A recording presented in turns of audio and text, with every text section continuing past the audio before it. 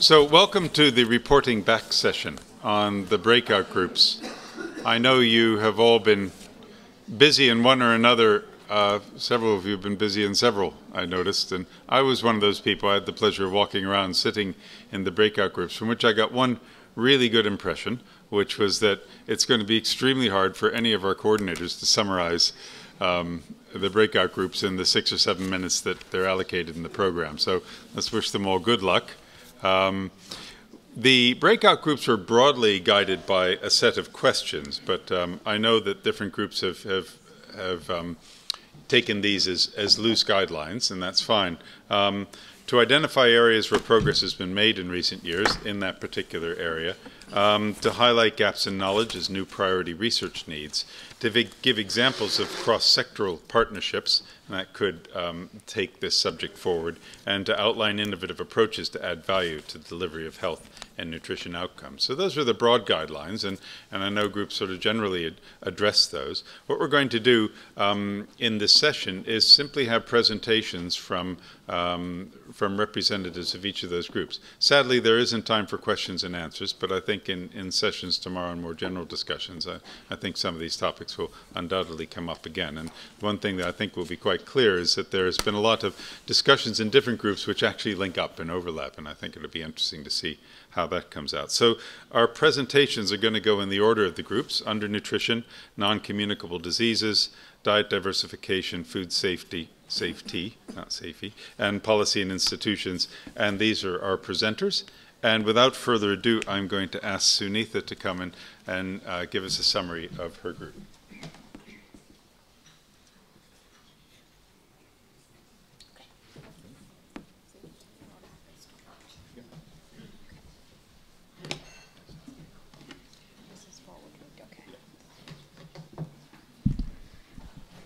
So thank you very much, everybody. I hope you won't fall asleep after lunch. That's why I didn't have. So we had these are the following speakers. I will keep my introductions to a minimum. Could the speakers and the panelists in our session rise up so that people know who was here? They are Derek Hedy, Ellen Dangor, Lynn Brown, Anna Herforth, Martin, oh, no one is here. Okay. Jemima Najuki and Prabhu Pingali. Well, they don't need to know what came out of this, so I guess it's okay. So, and then there were several enthusiastic participants. So I had to, towards the end of today, I had to stop a Coke fight.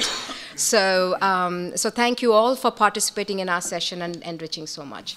Now, the big question is that there is subsistence farming, which several of us think about when we think in the context of nutrition, and trying to understand how that relates to nutrition outcomes. But then, as some of our panelists this morning pointed out, there is modernization, globalization, and structural transformation, all of it happening at the same time in several places in the world. So that brings into much larger questions than just the, do I grow something on the farm and do I eat it? Although that's a very important linkage, but to not recognize the middle box would be a mistake. So now the big question that we were trying to grapple with was, how do we make agriculture systems and therefore related processes and policies work for the health and nutrition outcomes in developing countries? So again, the more specific aspects of some of the things we discussed included, what do we know about the contribution of agricultural research, like multi-sectoral research, policies and programs in reducing undernutrition burden, and how? We really haven't discussed, actually, although I was hoping something would come out of the discussions. I would say that we didn't focus as much on research, but as some of my breakout session group members came to me and said, I have to, it's important to raise that issue as well, because this is a CGIAR forum, and I thought that's point well taken. And the second one is, how can we strengthen the link, that link between agricultural policies and programs? How can we strengthen that link, if they exist and where they exist, and in the most cost-effective way? As some of us noted in the discussions, the cost effectiveness came about a lot, but we are still even grappling with effectiveness. So I see cost effectiveness further down the line, but something that we should aspire to. So, and then also grapple with issues such as under what conditions can some of these linkages play out, and the strength of these linkages would be strong enough to make a meaningful contribution to undernutrition. So development trajectories matter. So for example, what Malawi might aspire to do for nutrition may be different from what Brazil or China or India would. So taking development trajectories and the conditionalities of agriculture's contribution to nutrition would be important. Then our panelists and speakers and also the discussants thought that, well, we discussed about the role of other factors, such as women's empowerment. We had Lynn Brown and Jemima Najuki as gender experts, the issue of women's empowerment and measurements around women's empowerment, the importance of a gender lens to, for example, Lynn Brown talked about gender lens to the aflatoxin problem. So we discussed some of these other factors that are important, and then sequencing of intervention. So when you have different policies and programs that are related to agriculture as well as non-agriculture, then depending on where the country is and what the context is, sequencing of those interventions or policies may be important. And Alan showed us an example from his CGE modeling, and also Derek Hedy, in the context of dairy farming, about there are winners and losers. For example, raising a cows and improving livestock sector may be great for some, but not so great for others, depending upon access to markets, so on and so forth. So I'm not going into the details of their presentations. They were 20-minute long, and they touched on very heavy points. So what everyone pointed out to, which is not a surprise, we have been talking about, this is huge evidence gap that we still have. So we're asked to talk about what are some of the progress made in this context. And we think that there is a recognition of the disconnect between agriculture, nutrition, and health. We made a progress in recognizing that there is a disconnect. There's an emerging knowledge of the links between farm production, diets, and some nutrition outcomes. And there's an increasing recognition of the centrality of gender dimensions. Well, I think nutritionists recognized the gender is important. So do agriculture sector recognizes the importance of gender. But really here I'm talking about the gender dimension of the agriculture nutrition linkages. So there's some nascent discussions that have started even before this forum on learning from other disciplines and conducting integrative research. So this morning we had some discussion around what can epidemiology bring in, what can economics bring in, and how can we use these methods and learn from each other. And I think the challenges are well recognized now that it's time to seek solutions. So how do we go about that? So we had a very informative and entertaining presentation from Ellen Dangor, and several other panelists also, almost all of them touched again on this topic as well. So we know that income growth or agriculture growth at the top of at the macro perspective does not always translate into nutrition outcomes. So we thought that some of our panelists and speakers and discussants again raised the issue of taking a diagnostic approach to understand where the biggest gains are and where the biggest pain points are. Where are we losing? Where are the leakages between those chains and spiral webs and all that? And then we had an elaborate discussion, like in the morning and probably in every other session that happened and that will happen, on research designs. We focused more on quantitative, unfortunately, and I apologize for the people who discuss qualitative methods, but will duly recognize that it is really central to the why of human behavior. Now, a little bit on quantitative and what we discussed. Again, this morning and every other session probably, we discussed RCTs ad nauseum to death. So we thought, okay, we all know that right now, I think we all recognize that RCTs are important, but we also recognize that there are other methods that we could, again, learn from each other's disciplines. So we didn't hear that much in this session, in this forum on quasi-experimental methods, but those exist. Today, we heard from Matt and Kame on instrumental variables, panel data techniques, So again, overall, there is a need for several disciplines to come together and harmonize and look at, okay, what can we learn from each other? And I think there is a lot to learn. And then on nutrition outcomes, I think there's been a lot of discussion on stunting, and we recognize, again, the group recognized that stunting for short to medium term program evaluations at the household level may not, stunting may be actually shooting ourselves a bit in the foot, but there is, but I don't think we should, well, I mean, not I, again, sorry, I just keep saying I because it's just easier. There might be a role for stunting, and I think there is a role in terms of large-scale program evaluations or policy evaluations that take large data sets and look at outcomes over a period of time. We talked a lot about dietary diversity following the discussion yesterday morning on dietary diversity and Lindsay Allen's comments about the importance of food consumption data. And we had a lot of discussion about how to measure it. I'll just come to it in terms of recommendations. And then we also talked about pathway indicators, such as how do, measurement of empowerment, women's empowerment, and water, sanitation, and hygiene, and those issues as well. So on the recommendations, so we were asked to produce a few points on what are the innovative methods what are the innovations that the group recommends. And yes, this is my last slide, thank you. And we came up with those three, which is, there is a lot of angst in not being able to conduct an RCT, but being torn about, wanting to do it because you want to do the best you can, and everyone tells us that that's the best we can do.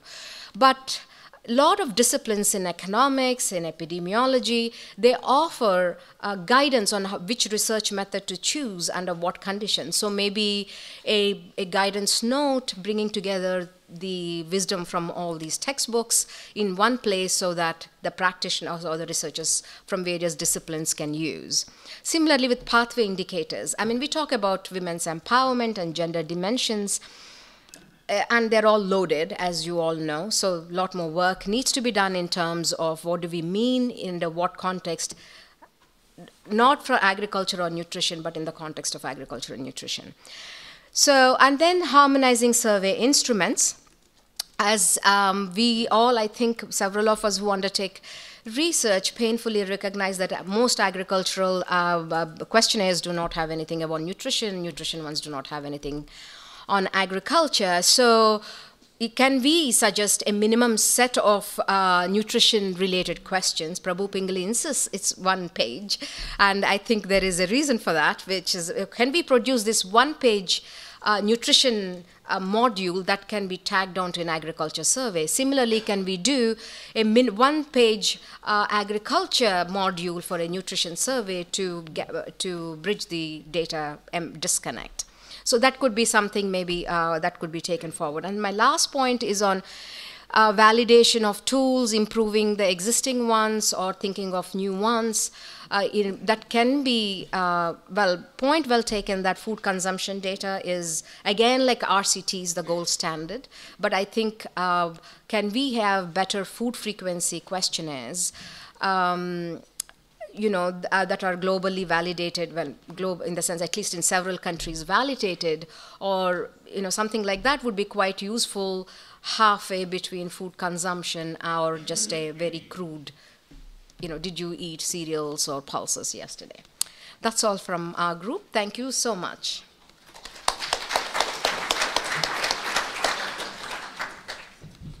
Thank you, Sunita, and Group 1.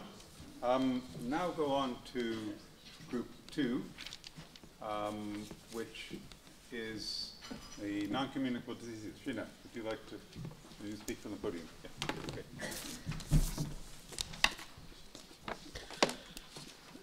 Good afternoon. I too would like to thank the speakers in my session, Chizuru Nishida, Corinna Hawkes, and Yap Seidel, and the very wonderful participants who enriched the discussion with their very interactive comments and questions. But I'll not embarrass them by asking them to stand up, lest they're not here. I know some of them have left. We reviewed in depth the available knowledge that we have on non-communicable diseases and the relation to diets and agriculture and food systems. Summarizing the knowledge that we already have, we recognize that non-communicable diseases are the leading contributor to global burden of death and disability all across the world. That this burden, while it is rising in all regions of the world, it is rising most rapidly and alarmingly in the low and middle income countries, and is increasingly affecting the poor among countries and the poor within countries. Much of the burden of non-communicable diseases is attributable to common risk factors, which are common to cardiovascular disease, diabetes, cancers, and to some extent chronic respiratory disease. But these are also common to all populations because consistency of these risk associations has been found across multiple populations in a variety of studies. But what has really emerged as one of the strongest contributors to action is the Global Burden of Disease Study, December 2012 publication of the Global Burden of Disease Study of 2010, which suggests that of all the risk factors contributing to disability-adjusted life year loss across the entire life course, all ages and all diseases combined, the cluster of diet and physical activity comes out as the major contributor. This is reasonably well known, confirming what was reasonably intuitively surmised and also analytically demonstrated in the past, but also is a beacon of hope because if diet and physical activity are the major contributors, they're eminently modifiable, and therefore we can stem this advancing epidemic of non-communicable diseases. And therein lies the hope that the nutrition and agriculture community can change the world.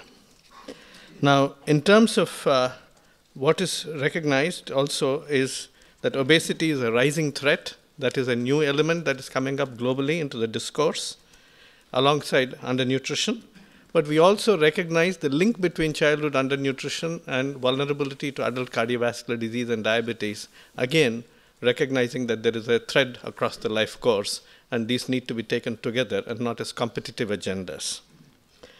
But there is a variety of knowledge gathered from research already, whether it's ecologic research or observational epidemiology or controlled trials, which help us move from information to knowledge and knowledge to wisdom, informing us that not only specific nutrients or single food items are important, but it is dietary patterns that are much more important in the context of non-communicable disease prevention and control.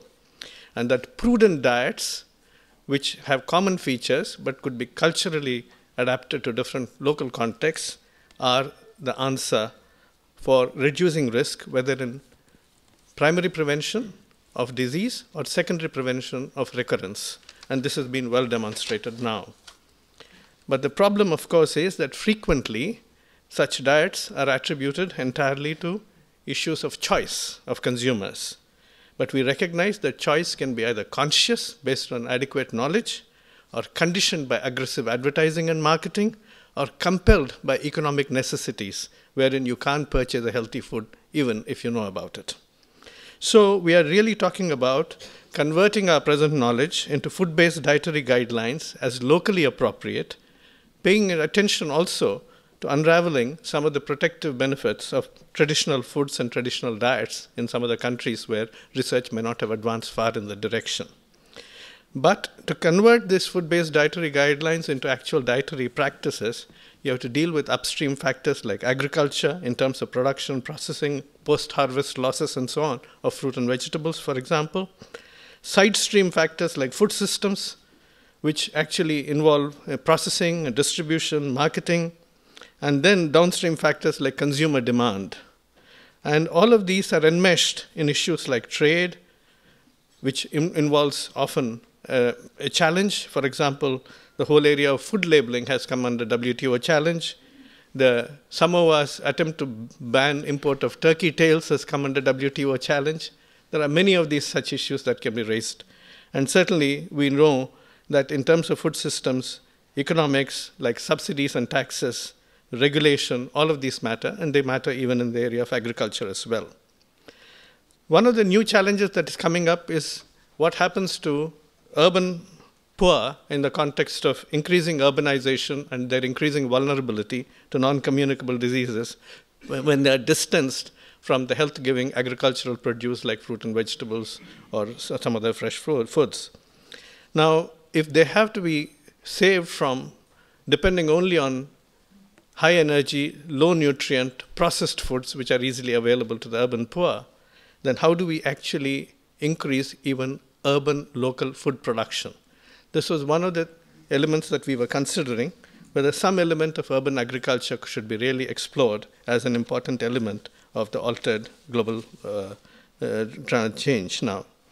And but more importantly, taking into account the entire context of agriculture, food systems, and consumer demand, the big question that we addressed was what kind of coherent policies and associated incentives would better enable the long and complex food chains to operate synergistically to create a healthy food environment. Because we believed it's a healthy food environment that we need to create rather than focus on a single agricultural product or a single processed food product. And it is this that requires greater analysis, and therefore research is needed to identify the incentives and disincentives faced by the actors in the food value chain that influence what they produce and sell, how these incentives are influenced by policy, if there is policy coherence or incoherence, and whether the effective policy and what are the effective policy levers to create healthier value chains. An example here is the issue of trans fats. Knowledge exists, for example, that trans fats are highly deleterious and increase cardiovascular risk. Yet, this knowledge has not been adequately translated into regulatory practices across the world, and certainly not into manufacturing and marketing practices in many regions of the world. So where are the barriers, and how do we advance policy in these directions? Now, in terms of enlightened policy, you require not merely scientific credibility, but also financial feasibility, operational sustainability and scalability, and political viability in an era of subsidies and taxes. Now, therefore, we require interdisciplinary research, which takes into account not only agriculture, nutrition, epidemiology, but also economics, political science, socio-behavioral sciences, and systems research. But we believe that there are good examples of transsectoral collaboration that we can find even in the area of non-communicable disease prevention and control, like, for example, the whole emerging initiatives for childhood obesity, where the child is not really responsible for choices, but these are being imposed upon the child. And we are now seeing activities that are occurring at the school environment, home environment, in terms of regulating food advertising, in terms of regulating the kind of exposure to television time, cultural modification, and so on. And diet and physical activity are being looked at as a combination.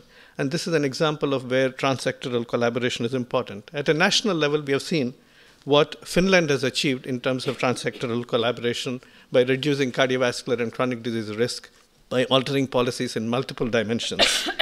So we need to build coalitions as well, and sustainable development, which is now emerging on the United Nations agenda, can provide a platform for this kind of coalition building, because there are natural alliances that will come up now between non-communicable disease prevention groups as well as environmental groups and agricultural groups, and we need to tie them all together.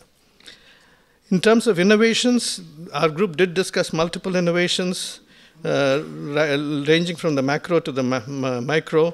The macro issues were, of course, looking at policy instruments, but also looking at urban food production, and we have some examples of urban food production, particularly innovations by the poor.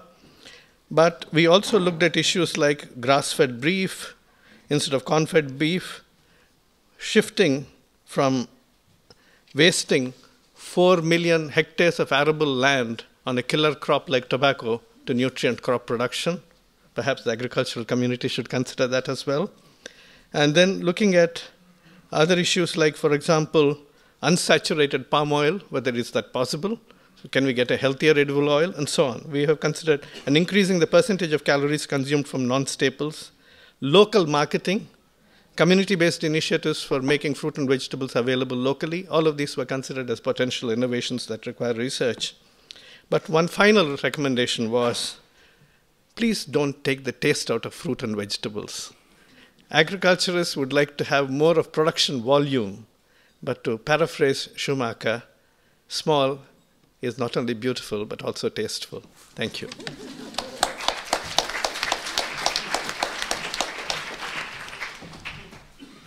Thank you, Group 2, and Srinath for a very elegant summary of your conclusions. Can I now turn to Robert Modimi and report on diet diversification? Robert. Okay, we had a full house the last 2 days, and we had 7 presentations, great presentations on food diversification. One key thing that comes out is that diversification, of course, is very possible given what we do in agriculture, and is very necessary, of course, from the side of nutrition. Diversification, we tried to define it from the foods on the plate being diversified, but also ensuring that the essential nutrients and the key nutrients are also met through that diversification. So the whole quality of the food that is being eaten is good quality that meets the nutritional needs for the individual. But one presentation showed us that over time what has happened is that the cost of diversification has increased. Because for us to diversify the foods on the diet, the main means of diversification is eating more vegetables, more fruits, and more animal sources. And while else we've done a lot of research that has reduced the costs of staple foods, the research has not brought down the cost of those foods which obviously would add diversification on the plate. Secondly, we've seen that over the years, there's been a tendency also to bring simplification of the diets, either because of our production system or because of the industry that we are working with, the food industry, but also because of the eating patterns of individuals. There's been just a tendency to simplify that diet. The other thing, obviously, is that if you want to do diversification, you have to think about seasonality, and you have to think about the context within which you are. Because people don't just eat for the sake of eating and having full stomachs always, but there's a reason why they eat certain foods. There's a way that they eat those foods, and we need to put all those things also into consideration. The foods that, of course, as I was saying, that bring diversification also, we have to know that they are highly perishable. And so there is another factor that comes into play. So the tendency that has happened in the past in diversification is to diversify the plant sources of food. But that also comes with a lot of other issues of bioavailability. It comes up with issues of anti-nutrients. It comes together with the labor that is needed to process those foods. And of course, it now brings also the issues of gender in all these aspects in diversification. So what was shared that we could say we found as something that is interesting? One, we looked at some studies that have looked at biofortified foods and how biofortified foods have been tested to see whether there is efficacy in their absorption and bioavailability. And I think increasingly there is indications that though most of that biofortification has happened in plant sources, the bioavailability of those nutrients is high enough if eaten in the right quantities. Now, of course, the question will be, what are those right quantities and for which population target group? The other thing is that, which is obvious, is to consider all these things together, and especially the context. And there are new tools that are coming up, especially from the nutrition side, that can be used in the analysis of the context within which we are operating, especially that take into consideration the eating patterns, the quantities of food eaten by different target groups, and the way those foods are eaten. And this is OptiFood, the cost of hunger tools, that can show you which micronutrients or nutrients are actually limiting in the diets of the people, and what you can actually, you can try to use different models to see where you would have the greatest impact in meeting the different nutrients. But also we found that increasingly there's been studies that integrate both agricultural production and nutrition outcome. And the best example was the orange-fleshed sweet potato studies that have been done with Harvest Plus that brought in the issues of production of above-fortified food, but also trying to check whether the effectiveness of that food can produce the nutritional need or meet the nutritional need that was there. And it brought in both people, not only people in marketing, but also people in nutrition and people in extension to see the adoption of the technology.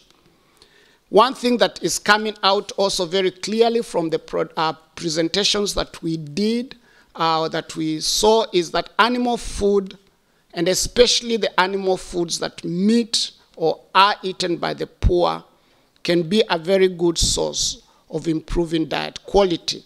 And a very good example that was shared was the use of the small fish compared to big fish and producing that, and how nutrition, how it can meet the nutritional needs for the population.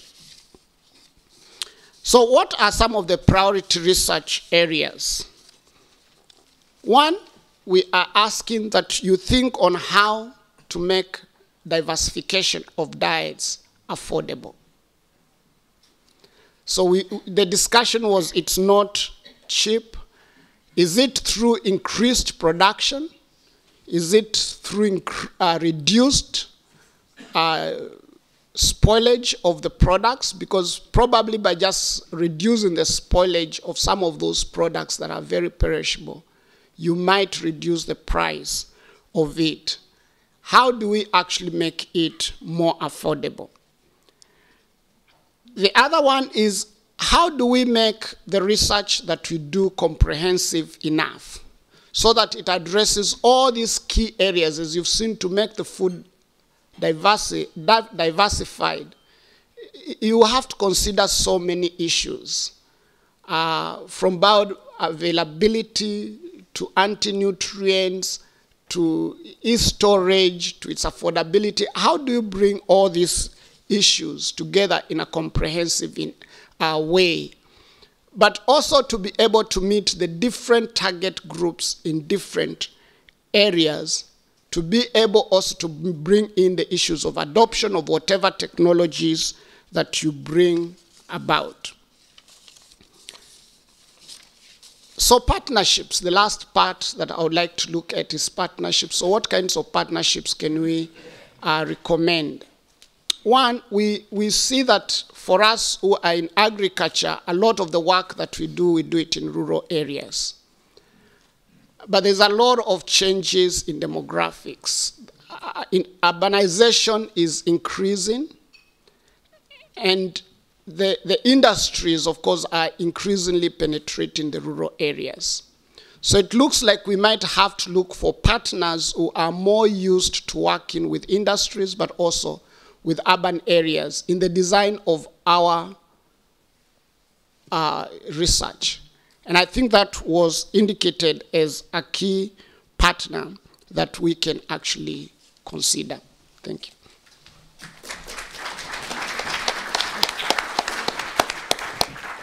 Thank you, Robert, in Group 3. We'll move on now to the Food Safety Group, and Delia is going to make the presentation. Thank you. And thanks to our presenters and panel and reflectors, we had a large group of people who all contributed to the session on food safety. So our session was on food safety, which we think is sometimes a little bit forgotten in the discussion around nutrition and food security. But of course, food safety is an essential part of nutrition and health. Food safety, it affects around about the food we eat poisons, sickens, and kills us. In different ways. Foodborne disease is the single most common disease on the planet. There are around about 5 billion episodes per year. Diarrhea is still in the top 5 killers of children in most developing countries, and between 1/3 and 2/3 of diarrhea can be directly related to food. As well as that, there are many other health issues around food, such as antibiotic resistance, which is an increasing problem in people and has been now clearly linked to the use of antibiotics in animal production. Issues around toxins in food, chemicals, a whole array of human diseases which we get directly or indirectly from the food we consume. In addition, as we get stretched beyond, the food systems are now having to produce food for unparalleled numbers of people with very changing and rapidly dynamic demands, including, for example, demands for more animal source products, for more processed products. And these food systems are operating almost outside their safety level. Some of these food systems are frankly diseaseogenic. They are creating diseases like avian influenza, swine influenza, simply because of the way the animals are being kept in the numbers and conditions. So food safety is an issue of huge importance for people's health, nutrition, and future. We started the discussion by looking at 3 big areas where we think agriculture and agricultural research can have a major contribution to human health through food. The first is in the informal markets, where the great majority, 90% of poor people, buy and sell their foods. And these are the wet markets, the hawkers, the municipal markets, which you may have to pay some money to open a kiosk, but there's no inspection of your food. And these informal markets, the big problems are the perishables, the high-value foods, the livestock, fish, meat, milk, dairy, fruit, and vegetables. So this is a huge area of importance, both because it feeds people, it gives them income, it's especially important for women, but also it sickens and kills people, and there is no effective regulation. So that's the informal markets. The second area of importance is the whole area around waste, water, irrigation, the links between human waste, animal waste, the rapid urbanization, the growing cities.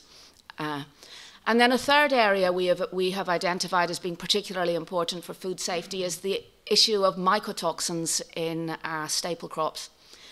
This was the subject of our session. So mycotoxins are fungal toxins which contaminate 25% of the world's harvests. They're found especially in maize, groundnuts, sorghum, when they also get into milk. And these mycotoxins have a big health impact, a big trade impact, and a big impact on the livestock sector. So that was our main focus of discussion, and we used that then to think through questions about research, agricultural research for human health outcomes. That was a rather long introduction, so I'll go through the next slides quite quickly, and I followed instructions, so that makes it even quicker. There's been a lot of progress, and in recent years, science is rapidly expanding. I mean, science we are in a scientific revolution, and we have been for the last 50 years in many different things, and this gives us new tools. It's not just science, then science translates down into technologies, and there are some very emerging solid technologies, one of which, for example, biocontrol for these mycotoxins, for these fungal toxins, which contaminate, as I said, so much of food. There's quite a simple technology which deals with that, which is a fungus which doesn't produce toxins, but which you can just sprinkle in your fields. And what it does is it outcompetes the fungus which does produce toxins, and then it removes those toxins by 90%. A simple technology. Sometimes a silver bullet is the best thing if you're in a room with a werewolf or whatever. But so I think we sometimes look down on technology. We just run into, we need gender, we need policy, we need integrated. No, sometimes we just need science and technology and get out and solve the problem. But then also integrated approaches and innovative platforms. And this is what is linking the science to the use, the science to the delivery. And we think that in the last decade, the CG, but also other research institutes have got a lot better at joining that gap between the actual what we do in terms of research and how it gets to impact through 3 areas of change. So that was the optimistic slide. Now for the pessimistic slide, the things we don't know. One of the big challenges is although we have kind of global, we know foodborne disease is a big and major important, but we don't have the details. We don't have the specific where it is, who suffers, how much it costs, what are the solutions, how much do they cost, the sort of concrete facts and figures which make policymakers listen and want to invest. A huge problem is governance. So whether it's the fungal toxins in the 60% of maize, which is still eaten in the household, how do you govern intra-household consumption? You can't just make it illegal to eat maize. And we don't have any strong models either for informal markets or household consumption. And most of the regulations we find make things worse. So it's a case that we are doing harm. We are actively doing harm through our policies and processes, which we try to improve food safety with. Foresight, what's happening to food safety? As I said, we're talking diseasogenic environments. We're talking doubling of livestock and fish populations. Already every 4 months, a new disease jumps out of these livestock, some of them to kill millions of people. Like HIV, well, that jumped from wildlife. But, you know, when you have these interactions between species, you run risks. The links between food safety and nutrition, we care about nutrition, we care about food safety, but we tend to look at them sectorally again, and we don't join them up to see how they relate. And then the science is often good science and has worked well. We had many nice case studies which work excellently well on small scale, but we still struggle to get these solutions to the millions of people. Partnerships is essential, and we need to partnership. Agricultural research can only be a small partner in a health problem, and we need to be proactive in finding how the health community needs to interact with us. But there are good examples. One Health, for example, which has focused a lot on emerging infectious disease and zoonosis, offers a model for how food safety could better partner with health. And we talked about a couple of examples also, including in our groups, which I won't go into here. Innovative approaches, there are innovative approaches and exciting approaches. Risk analysis is now a consensus method which works for food safety. It's applied all over rich countries, and it works quite nicely. It has not yet been applied to informal markets in poor countries where most people do suffer from the food they eat, but it has a great potential for application. Incentive-based behavior change. Too much in developing countries, it's inspect, condemn, it's regulate, command and control, doesn't work. If you want to change people's behavior, you have to give them incentives.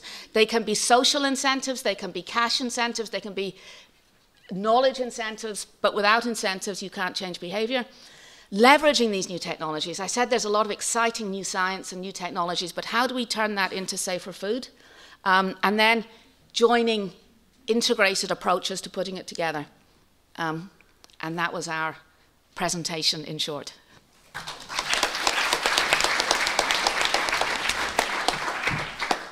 Thank you, Delia, and Group 4 for an exposition on diseasogenic agriculture. Thanks, Jeff. Hello, everyone.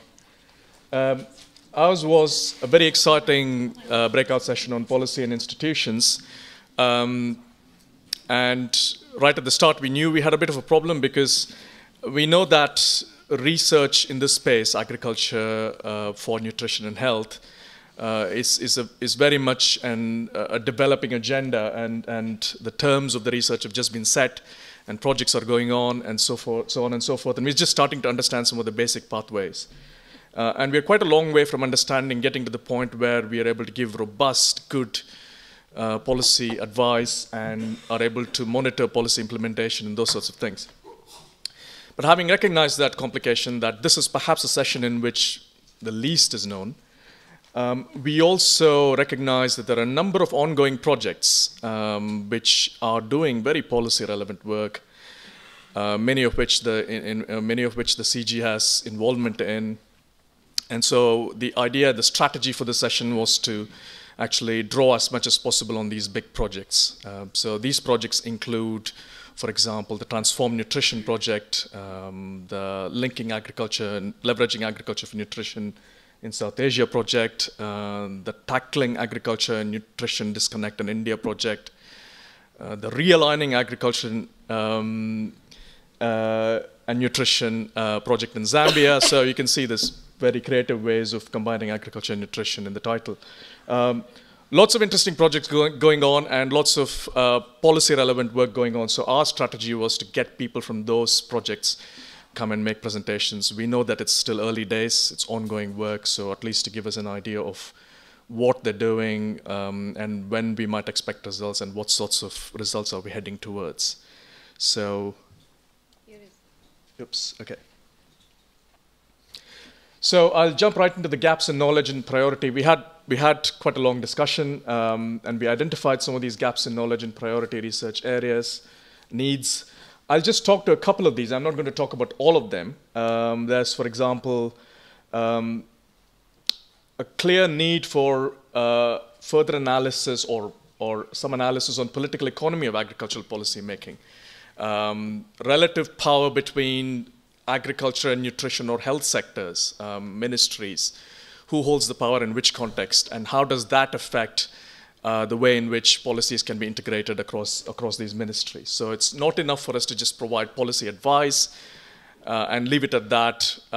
Our ideal scenario is to actually influence policy, and so in order to influence policy, we cannot shy away from studying processes of policy making and what influences those processes. Can we learn some lessons about what incentives policymakers face, or whether they have any incentives at all to operate in this area? What are some of the best practices in terms of strategy to influence policy? Can we pass that on to other researchers who are doing policy relevant work?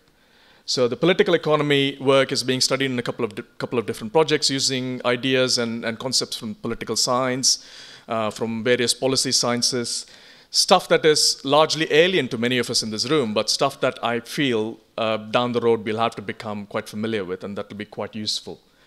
Also, we talked about the importance of analyzing and documenting best practice in nutrition-sensitive agricultural policy. And we had this point raised by a couple of people in the discussion session. Can we actually give guidance? Do we have evidence about which country has put in place nutrition-sensitive agricultural policies that look robust, that look likely to succeed, or on which there's good evidence, and that we can present as an example to other countries and to other policymakers? So never underestimate the power of a template. A template is a very powerful thing, as you will know. Those of you who teach will know if you pass on a template, you can dramatically see a difference in the results that students can provide. Because once you have that basic framework in your mind, you're able to make progress quite quickly. So can we provide these ideas with best practice examples?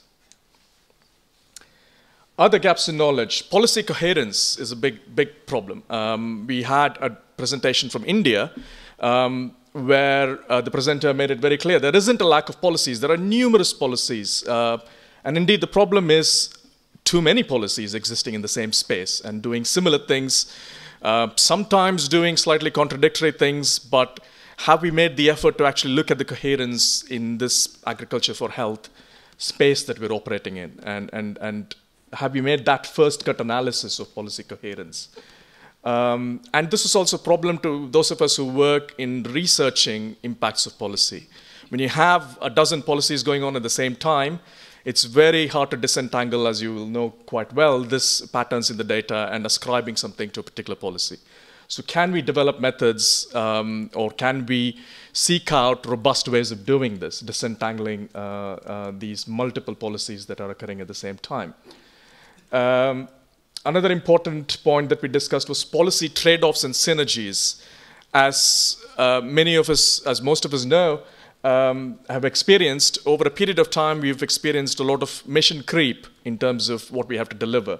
We started off with agriculture providing food security, providing poverty eradication, and then it became saving the environment, and then now it's health, nutrition, and so the mission just sort of adds on every few years or so. And our task is really difficult, but this is obviously something that we have to do. So can we look actually at policy trade-offs and synergies? Which policies trade off in which dimensions, and which are synergistic in which dimensions? To give you an example, there's ongoing research. There's also a portfolio of past research on health co-benefits of climate change adaptation through agriculture and diets. So the sorts of scenarios through which you reduce climate change impacts arising from agriculture also happen to be policies that are likely to deliver beneficial health impacts. And so what are these synergies, and can we play on these synergies to actually maximize impact in these multiple dimensions? So that's another important part of the research agenda. Let's look at some examples of interesting cross-sectoral partnerships that have emerged to address these gaps.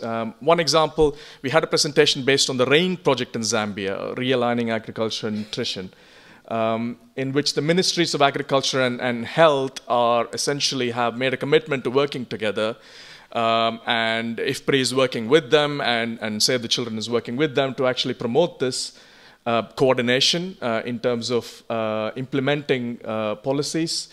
So these sectors have actually come together, and there is ongoing work on how they will, in practice, work together to succeed or not. And also to remind ourselves, there is also a lot of learning from past experience. So cross-sectoral partnerships, we have a lot to learn, not only in terms of successes, but also in terms of failures in the past. There have been examples like integrated rural development programs, where there was a lot of investment a long time back in developing precisely these sorts of intersectoral approaches in a slightly different context, but which really struggled to make headway. Can we look back into the past and learn some lessons from this? We're all understandably excited about intersectoral working, but we've been here before in other contexts, and surely there are lessons to learn from those contexts. So innovative scientific approaches. So a number of interesting approaches were put forward, combining economics and epidemiology, which is already happening in some really important simulation modeling exercises. Excuse me. Mainstreaming frameworks and ideas from political and policy sciences. This is the messy stuff that many of us are not really well aware of, but this is really interesting work. It's not necessarily something that we're familiar with, but again, it's something that probably has to become part of the mainstream. There are ways in which you can look at maps and networks and how these expand as you try to combine sectors and try to bring sectors together. So there are network mapping tools. There are ways in which you can look at impact when you have very complex policy scenarios and that's not amenable to quantitative evaluation. There are very robust qualitative methods like realist synthesis that you can use, and these are being used in the projects, some projects that are in place now. And finally, a really interesting example from Patrick Webb's project came the example of actually collecting panel data on policymakers, which they're doing. So they're going to collect data over a period of time on the same policymakers and look at their knowledge, attitudes, practices, and so on as their project unfolds, and look at how that's changing. And so that's extremely innovative and very interesting. So I'll stop there. Thank you.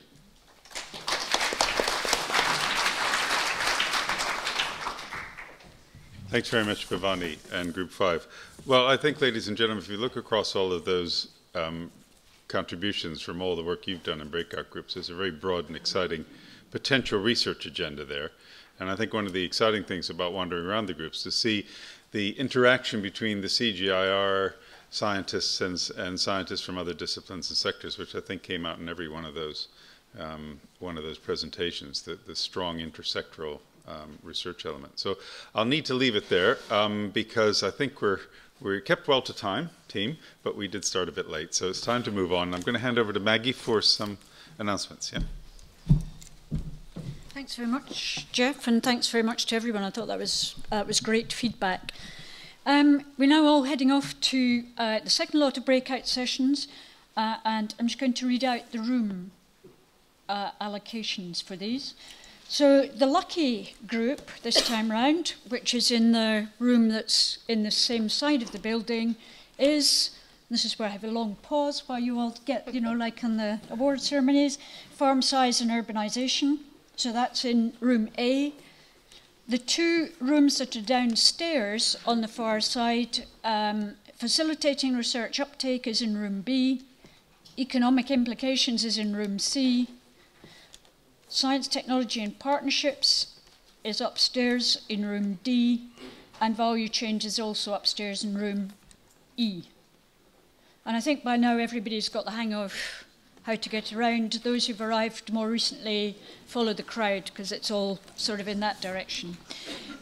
Just to say, there will be coffee back here at 3:30 if you've got time to have it.